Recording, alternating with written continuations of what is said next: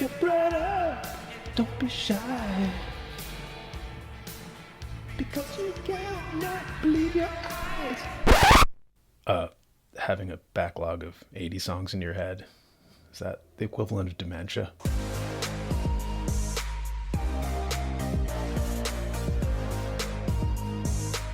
The Washington Post has a story entitled Census Bureau Admits Overcounting 7 Blue States, Just 1 Red State. In it, we read, in a shocking report, the U.S. Census Bureau recently admitted that it overcounted the populations of 8 states and undercounted the populations of 6 states in the 2020 census.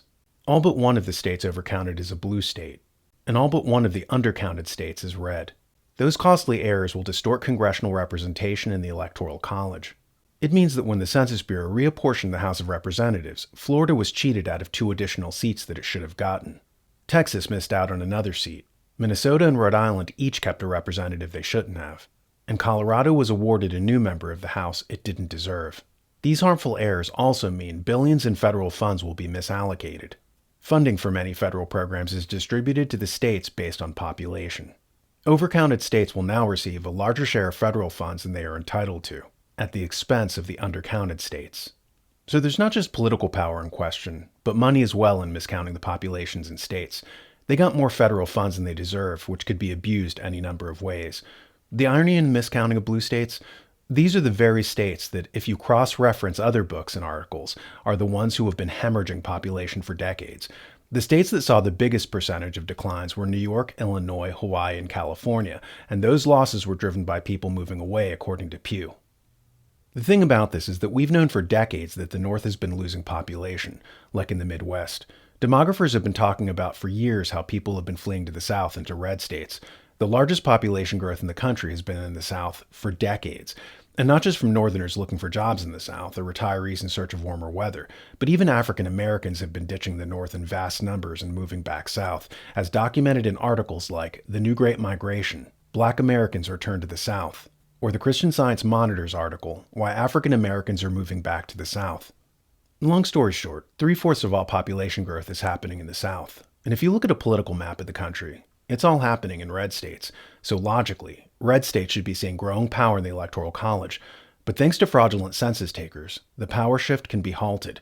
Kind of like how California is counting illegal aliens in its census, which gives them 6 additional Electoral College votes, enough to cancel out the entire state of South Carolina. This is a civil rights violation and a voter suppression maneuver that dwarfs anything that happened under Jim Crow. People talk about China's ghost cities, but is something similar happening in America with giant dying metropolitan areas lying about their actual population figures to hang on to political power? For instance, I grew up for part of my childhood in Cleveland, Ohio. I recently watched a video of a walking tour through the downtown. I was stunned at how empty it was. It was like a ghost town. Yet the video claimed that Cleveland had 2.8 million residents.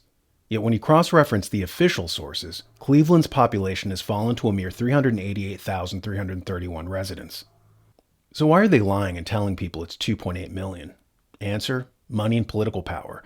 So when Cleveland is used to short-circuit surrounding red counties of the state, how many of the votes are coming from real people, and how many from Sims? As Stalin famously said, those who vote decide nothing. Those who count the votes decide everything. Or in this case, those who live in states decide nothing. Those who count populations in those states control everything. We need less government, more responsibility, and with God's help, a better world. That's what the John Birch Society is all about. Check them out at jbs.org.